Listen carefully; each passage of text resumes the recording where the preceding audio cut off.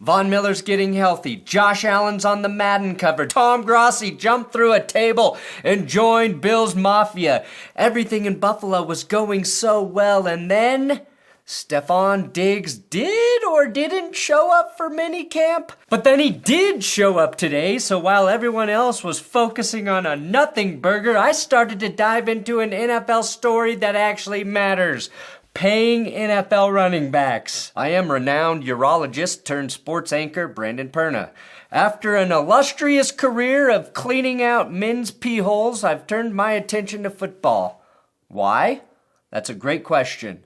But yo, Tom Grossi and I will be hosting a fan event here in Denver at the Breckenridge Brewery, June 23rd, 7 p.m. So if you want to come hang out with us, have some great brews, mark it in your calendar as we help Tom raise money for St. Jude's Children's Hospital. It's an awesome, awesome thing he's doing. And then you can come meet me. And Tom too, I guess.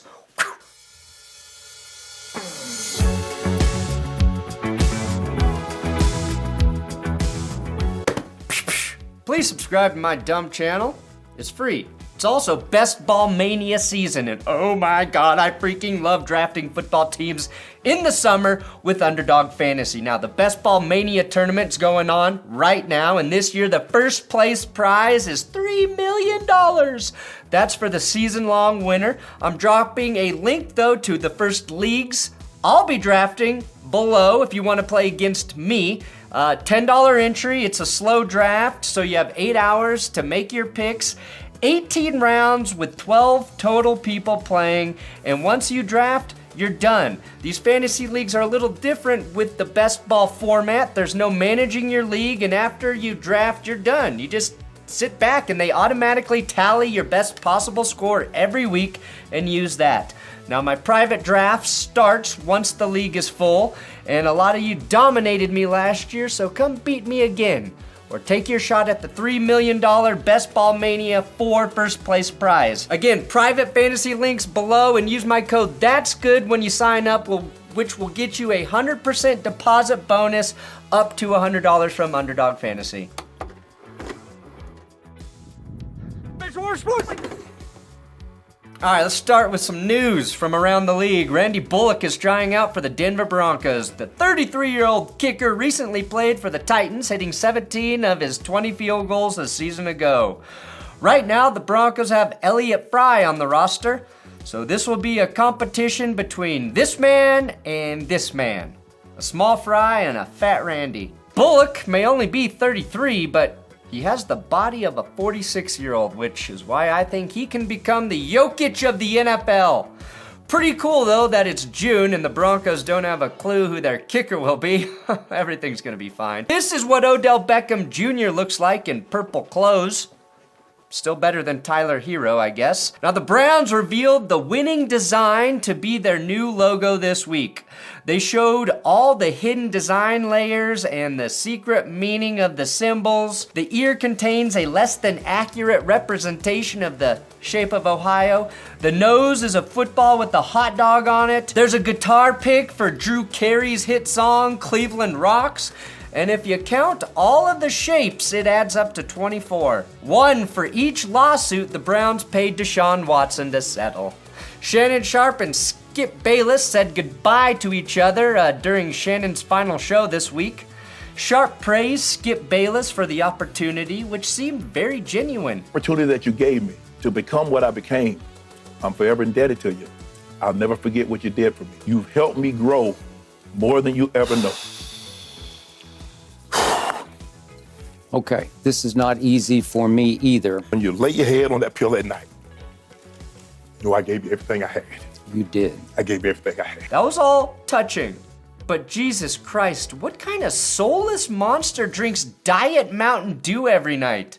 I will toast you with a Diet Mountain Dew. Thank you. No wonder he's out of touch. Now, like many, I'm mostly excited to see what Sharp does without Skip holding him back. And that's not even a knock on Bayless. It just leans into the idea that Sharp is incredibly talented. He's got one of the most magnanimous personalities in sports media, and I think he outgrew his role there, and I think he can do pretty amazing things with the broader format. The Bucks and Seahawks will both bring back their throwback uniforms this season. Oh boy, it even looks like the Eagles will dust off those Kelly green jerseys. Oh, and you might see my freaking eyeballs orgasm. I love throwbacks, but I think they should go a little bit further.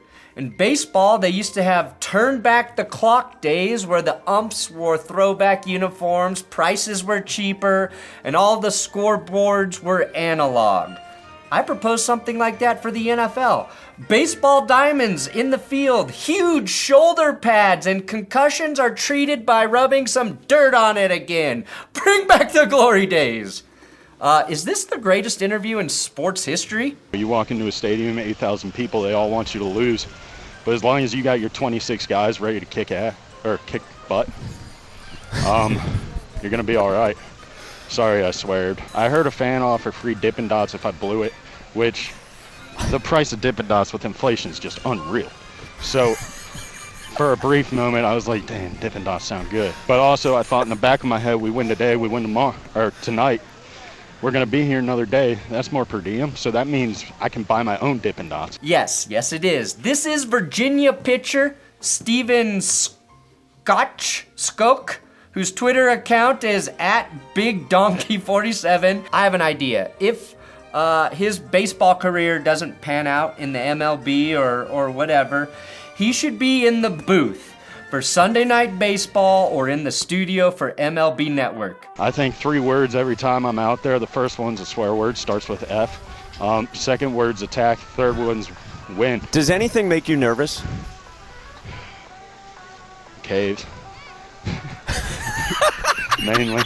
His deadpan humor and knowledge of baseball would save the sport. If it needs saving. All right, here's a big story. Josh Jacobs and Saquon Barkley are tired of running backs getting paid like shit. We all are, actually. This was Barkley earlier in the week. But what I will say about the running back market and the value of it, what do you think is going to happen? You know, they tagged the top 3 guys. We didn't even get a chance to hit the open market. So when we don't get a chance to hit the open market, it hurts a guy like Miles. It hurts all those other guys. They put the cap at 10. And then when they have the tag, they have all the leverage. And that's the reality of it. But my favorite part of this clip, though, is how aware Barkley is of the media trying to twist anything he says into a story. Every team is different, but every team is not like every team. Pat Mahomes is a 2-time Super Bowl MVP, 2-time MVP, and like this is not everybody have Pat Mahomes, and this is no knock to Daniel Jones. So don't even try to flip like that. See, he compliments Mahomes and then instantly knows it might get used against him to slander Dan Jones. And then you look at the Eagles who play. Jalen Hurts, a great quarterback. That team is amazing, but every team is not the Eagles. Every team don't have that much talent. And when you come to my situation, come to me personally, I feel like that I helped our team a lot. I feel like not only on the field, but off the field. I feel like as a leader, I feel like obviously there's a conversation of my numbers going down. I think there's a whole lot of other stuff that happened to play in the NFL, you know? His point, though, is that running backs and their roles are different on every team, but when they are focal points on offense, they rarely get appropriately compensated for it. Barkley noted that the top 3 running backs he's talking about, Josh Jacobs, Tony Pollard, and himself, were all slapped with the franchise tag, meaning they were unable to hit the open market in free agency and find out what their actual worth is. This has always been a tricky situation because I can see both sides of the coin. For front offices and GMs, investing in a running back has always been a bit risky and usually a fruitless endeavor because of their shorter career span. But at the same time, running backs who carry the load for their first 4 or 5 years deserve a payday like everyone else on a football field.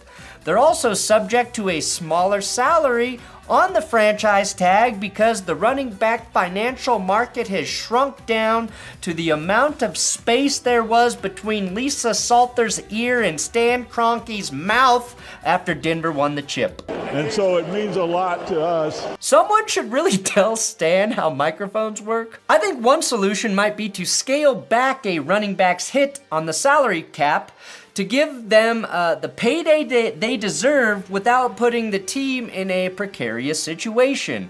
You could also consider either increasing their rookie pay scale on performance or having shorter rookie contracts for the running back position. That could get weird and confusing for other positions, but we all know they're getting fucked. Now, the Giants don't make the playoffs without Saquon Barkley.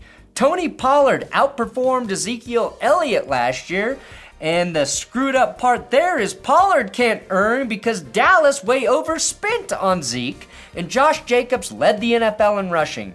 All three of those guys had career years and deserved to see an unrestricted payday. Josh Jacobs' situation is really infuriating because the Raiders refused his fifth-year option before last season.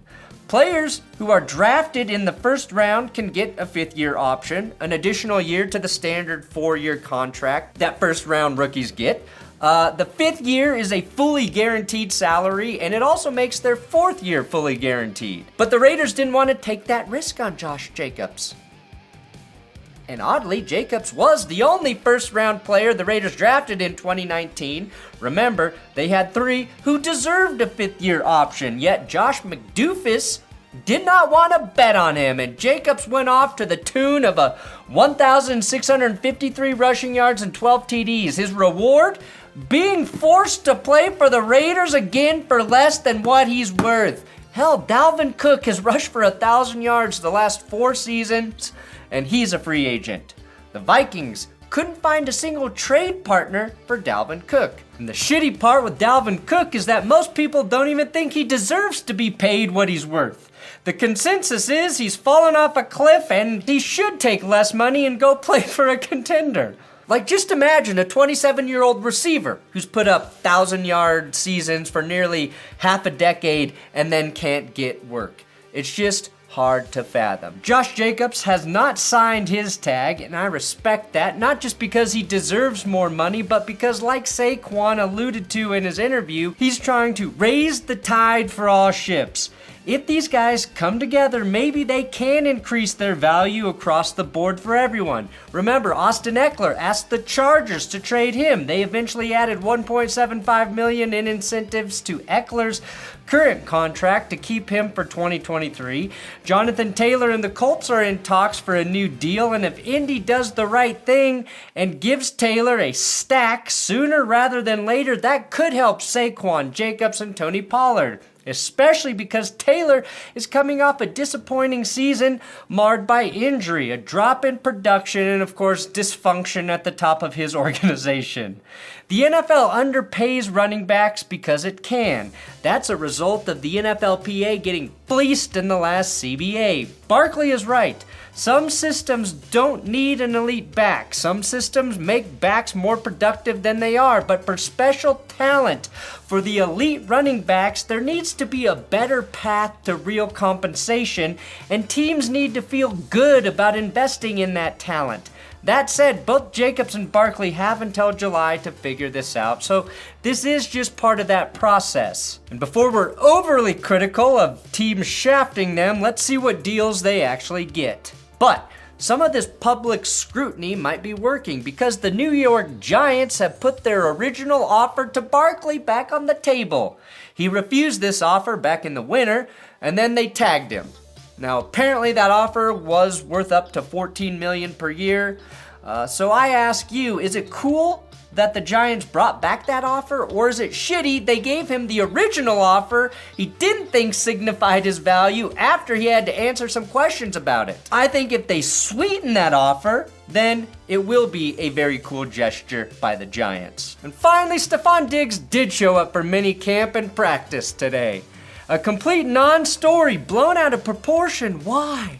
Well, it's June, so there's not much to talk about for the NFL, but It probably was because Sean McDermott had a gaffe in his presser saying this. Steph is not here.